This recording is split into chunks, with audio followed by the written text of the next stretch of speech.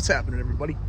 We got a surprise review today that I wasn't expecting to do. I'm down in Florida on vacation for a couple of days doing a lot of Halloween stuff.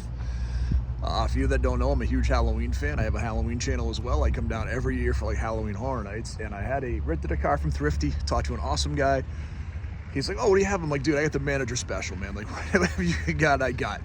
He goes, well, I may have something cool for you, and here's what he gave me, a 2024 EcoBoost Mustang. So we're gonna do a cool, quick review on this car, only because I didn't expect to drive one. I actually wanted to do a comparison review, and to have a white Mustang from all this generation later is very cool, and I wanted to share this one with you and give you a little insight on it. So let's start on the outside of the car. I think Ford did an excellent job on this car. I think it's a very cool car. You know, again, obviously I'd rather the GT. Let's just point that out there right away. But I think aesthetically the body's really nice in this car. The wheels actually look pretty nice, and I was looking at the brakes. These are pretty big brakes for like a 4-cylinder car.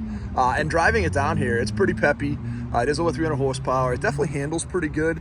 Probably better than I thought it did, because I probably got into it a couple of corners off the highway a little quicker than I thought I did or was going to. What I like on the newer versions, on the old versions, when you'd buy like an entry-level model, it would have dual single exhaust. This one is dual exhaust. If you haven't seen this is probably one of the coolest features. So they kind of give the whole culture, the whole history of the Mustang on the back with all the different body lines. So obviously you get the original fastback, the Mustang 2, our Foxbody, the SN95s, then you get into the 197s, and the last two generations, which I think is very cool. Very great, you know, very nice looking roof line. I do like the subtlety of it. You know, the hips look great on the car. Great looking back end, you know, the sequential tail lights.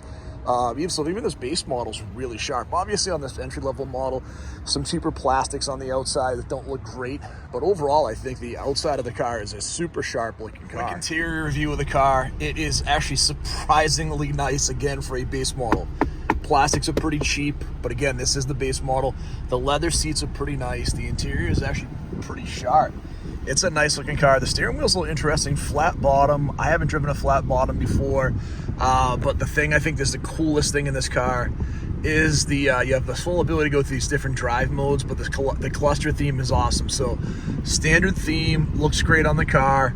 You can get into a more sporty theme. You can see in here that also looks very, very cool. You've got a track focus theme, and again, this is an EcoBoost rental car. Like, there's nothing fancy on this car right now, and this is great because it's let me cool down. Actually, that works very well too. Kind of a calm mode. There's not a lot of information on the screen, but as you get into these are my favorite modes. So you have the classic mode, which looks awesome on the car. So you can go see it. Kind of gives you the 1960s gauges, which looks great.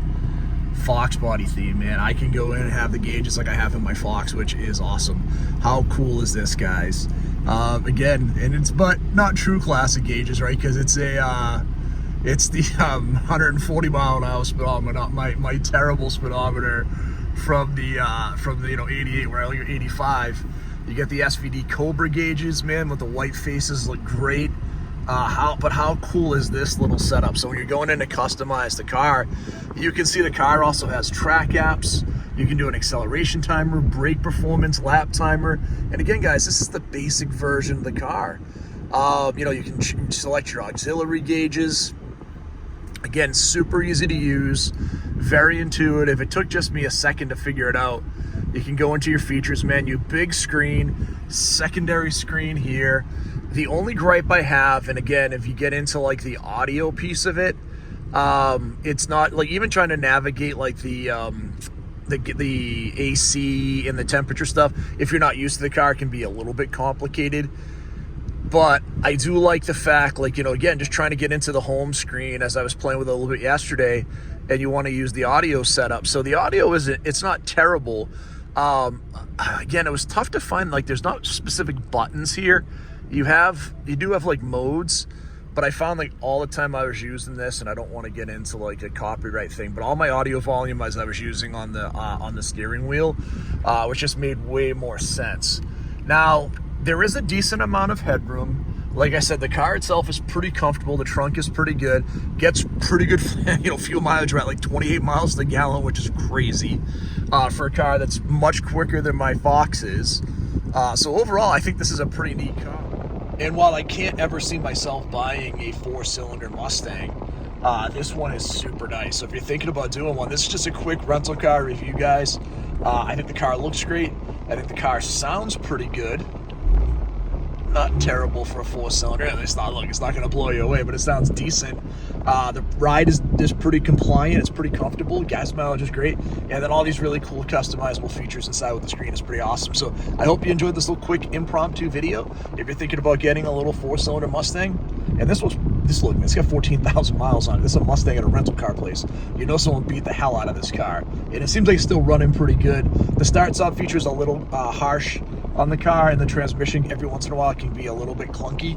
But no, I think overall it's pretty good. It's pretty comfortable. Like I said, I love the screens. I think they did a great job in the interior of the car. I like it quite a bit. So yeah, that's it, guys. If you haven't done it, hit that like and subscribe. We'll chat real soon. Thanks.